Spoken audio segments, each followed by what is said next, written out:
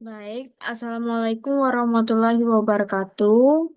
Perkenalkan, nama saya Diva Kairunisa dengan NPM C1C023120 dari Program Studi S1 Akuntansi, Fakultas Ekonomi dan Bisnis, Universitas Bengkulu, yang dimana pada kesempatan kali ini saya akan membuat video pembelajaran eh, mata kuliah Akuntansi Keuangan Lanjutan 1 dengan dosen pengampunya yaitu Ibu Indah Oktari Wijayanti, SE MSI Accounting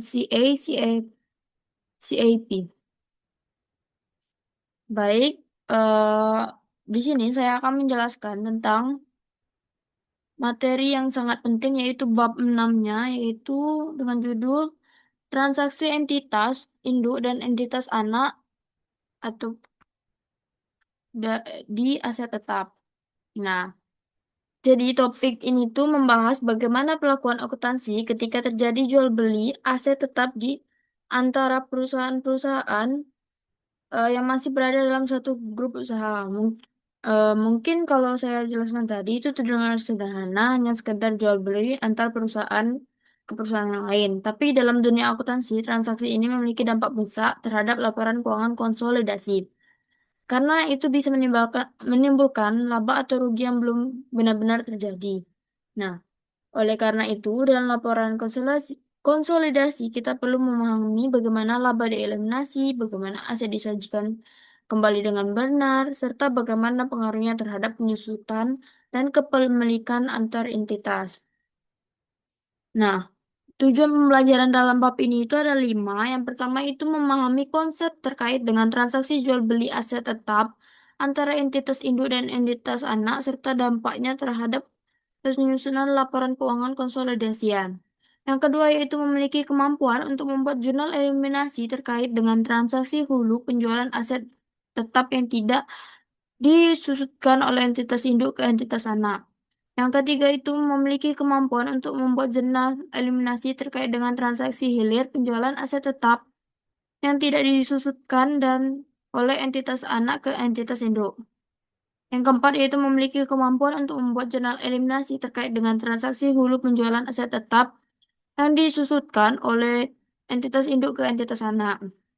Yang kelima yaitu memiliki kemampuan untuk membuat jurnal eliminasi terkait dengan transaksi hilir penjualan aset tetap yang disusutkan oleh entitas anak ke entitas induk. Nah, dalam bab ini tuh itu memiliki 4 subbab, yaitu yang pertama ada transaksi penjualan aset tetap, sebab yang kedua yaitu transaksi penjualan aset tetap tidak disusutkan, sebab yang ketiga itu transaksi penjualan aset tetap disusutkan, dan sebab keempat itu ilustrasi komprehensif.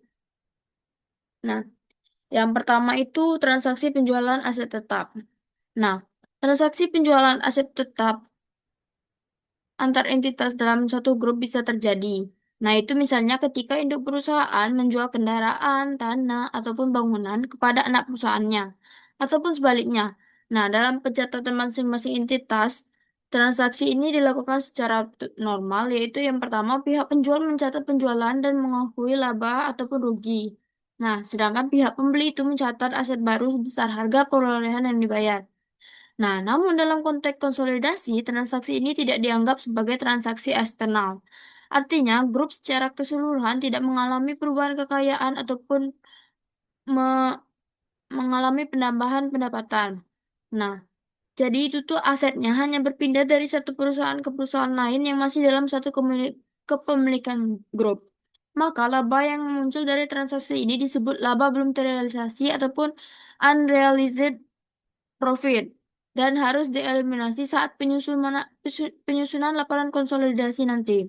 Nah, apa tujuan dari eliminasi itu? Tujuan dari eliminasi ini itu adalah supaya laporan keuangan konsolidasi tetap menggambarkan kondisi ekonomi grup secara realistis dan wajar, tidak berlebihan akibat adanya keuntungan fiktif antar perusahaan dalam satu grup tadi. Nah, di subbab pertama itu ada anaknya lagi yaitu dampak terhadap pencatatan entitas induk dan jurnal eliminasi. Nah, ketika dilakukan eliminasi,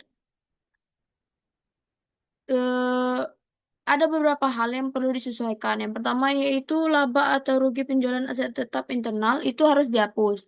Kenapa? Karena itu tuh belum terrealisasi bagi grupnya sendiri. Yang kedua itu kita harus yang disesuaikannya itu nilai buku aset tetap. Nah, itu harus dikembalikan ke nilai perolehannya dari pihak luar. Yang ketiga yang harus disesuaikan itu akumulasi, akumulasi penyusutan dan beban penyusutan.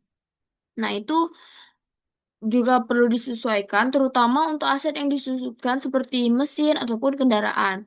Contohnya misalnya PT Indo itu menjual mobil dinas ke PT anak perusahaannya seharga 200 juta. Dengan nilai bukunya 150 juta.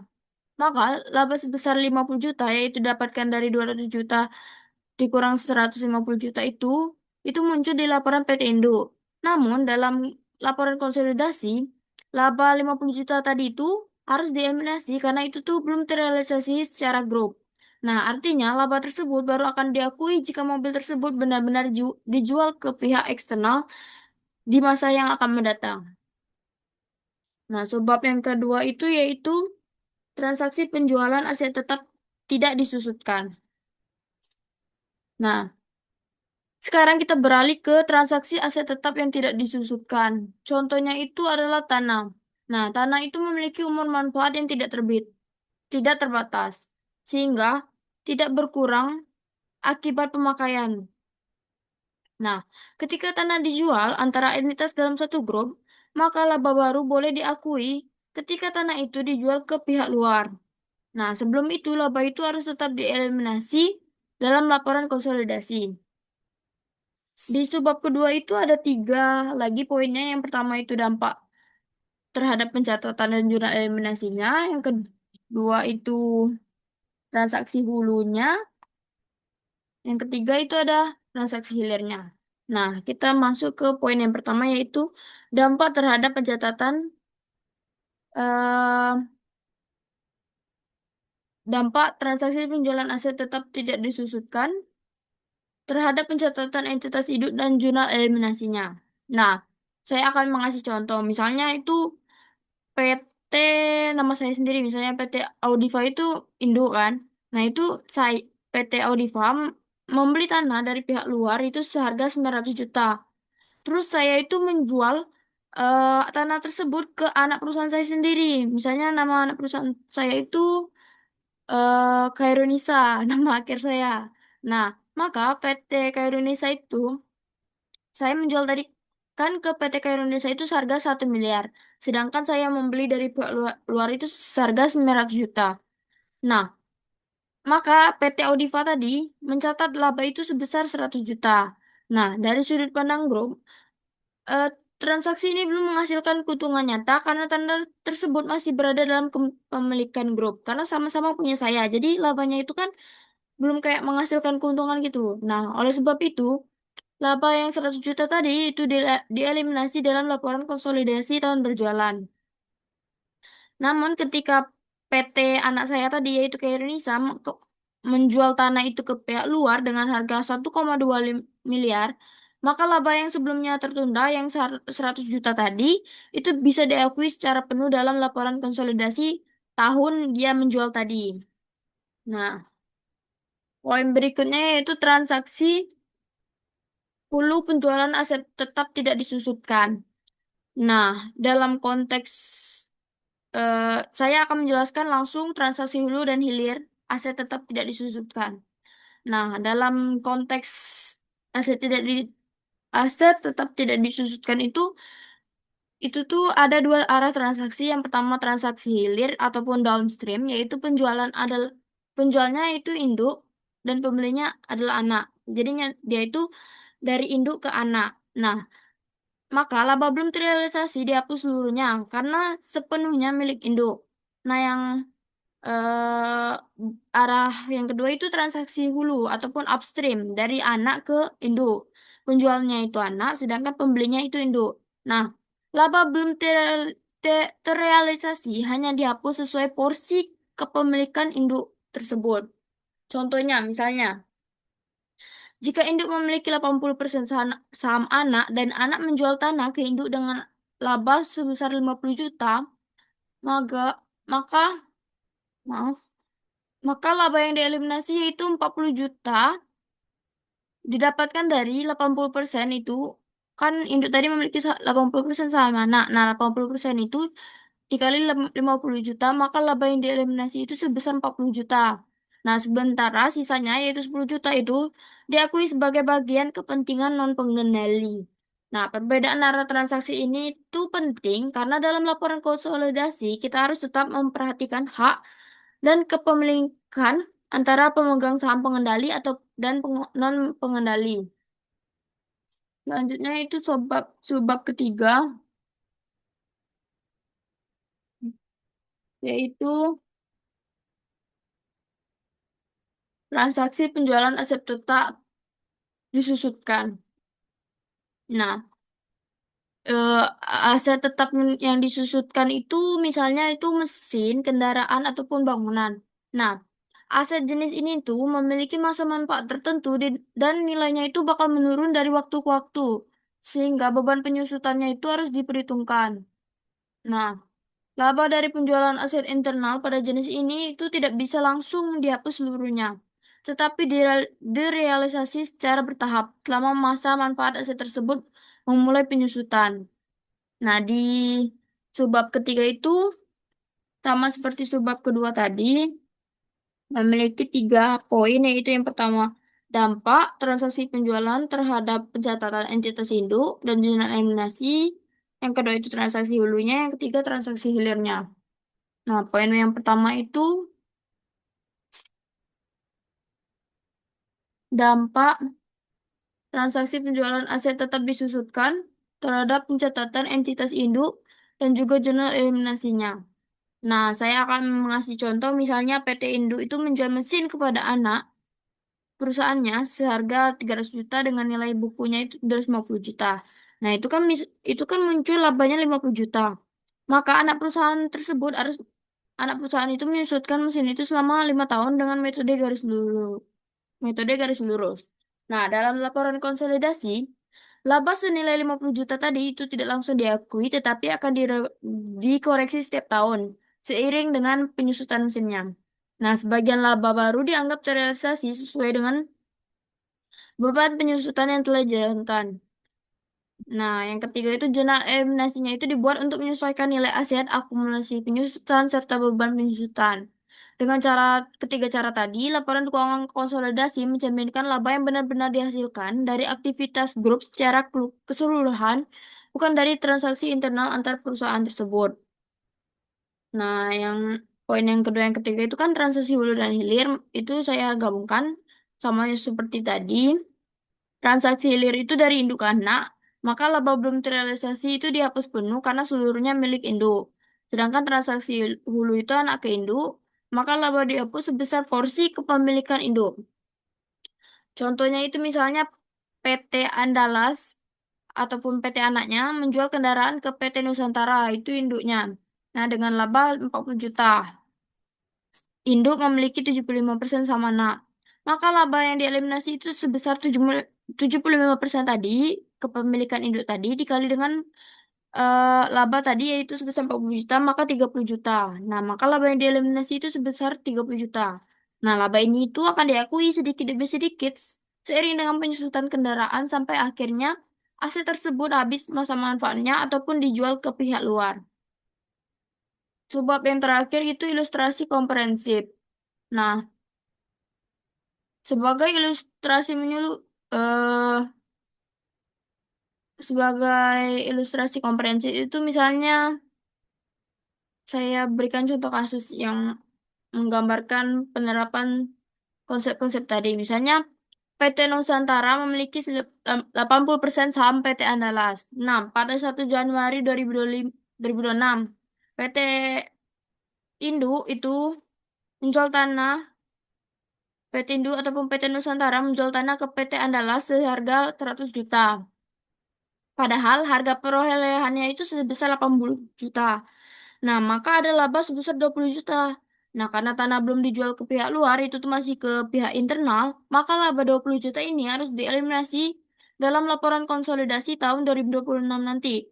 Nah, Namun di tahun berikutnya yaitu tahun 2027, PT Andalas ataupun PT anaknya menjual tanah tersebut ke pihak eksternal seharga 130 juta. Nah, maka laba konsolidasi pada tahun 2023 mencakup laba yang baru direalisasi yaitu sebesar 50 juta, didapatkan dari 130 juta tadi dikurang 80 juta. Dengan begitu, laporan keuangan grup menunjukkan laba yang sesuai dengan transaksi eksternal yang sesungguhnya. Em, saya akan apa sih? Saya akan mengasih contoh singkat. Misalnya PT Audiva itu induk memiliki 70% saham PT Khairunisa ataupun anaknya. Nah, maka misalnya pada tahun 2025 PT Khairunisa ataupun PT Anak itu menjual mesin ke PT Audiva ataupun induk itu seharga 400 juta. Nah, nilai mu, nilai buku mesin di PT Khairunisa itu sebesar 350 juta. Jadi terdapat laba yang didapatnya laba yang didapatkannya itu sebesar 50 juta. Nah, mesin tersebut memiliki umur manfaat 5 tahun dan disudutkan dengan metode garis lurus. Maka dalam laporan konsolidasi, laba yang belum terrealisasi itu sebesar 70% ataupun persenan kepemilikan saham induk tadi dari 50 juta tadi ataupun dari laba tadi, yaitu 35 juta itu harus dieliminasi. Laba itu akan diakui secara bertahap sebesar 7 juta per tahun selama masa manfaat mesin. 7 juta per tahun itu karena kan dia tuh kan 5 tahun. Sedangkan laba yang dieliminasi itu 35 juta. Maka 35 juta dibagi 5 itu dapat 7 juta. Maka setahun itu 7 juta, setahun 7 juta, setahun 7 juta seperti itu. Nah, dengan demikian laba konsolidasi dari tahun ke tahun mencerminkan laba yang benar-benar dihasilkan dari kegiatan ekonomi grup, bukan dari transaksi internal semata. Nah, kesimpulan dari materi transaksi entitas induk dan entitas anak dalam konteks aset tetap itu dapat disimpulkan bahwa transaksi penjualan aset tetap antara entitas induk dan anak perusahaan harus diperlakukan secara hati-hati dalam laporan konsolidasi agar tidak terjadi pengakuan laba fiktif di tingkat grup. Nah, laba yang timbul dari transaksi internal dianggap belum terrealisasi sampai aset tersebut benar-benar dijual ke pihak luar ataupun sampai masa manfaat aset habis melalui penyusutan. Nah, proses proses eliminasi dilakukan untuk menyesuaikan nilai aset, laba rugi, serta beban penyusutan agar laporan konsolidasi mencerminkan keadaan ekonomi grup yang sesungguhnya. Dengan memahami konsep transaksi hulu dan hilir tadi, serta penerapan eliminasi laba berdasarkan jenis aset tetap, kita dapat menyusun laporan keuangan yang tidak hanya akurat secara angka, tetapi juga adil secara substansi ekonomi, sehingga mencerminkan kinerja sebenarnya dari keseluruhan entitas dalam grup perusahaan. Baik, terima kasih kepada teman-teman yang sudah mendengarkan ataupun menonton video saya sampai dengan habis. Jika ada salah kata, saya mohon maaf. Kepada Allah, saya mohon ampun. Terima kasih. Wassalamualaikum warahmatullahi wabarakatuh. Dadah.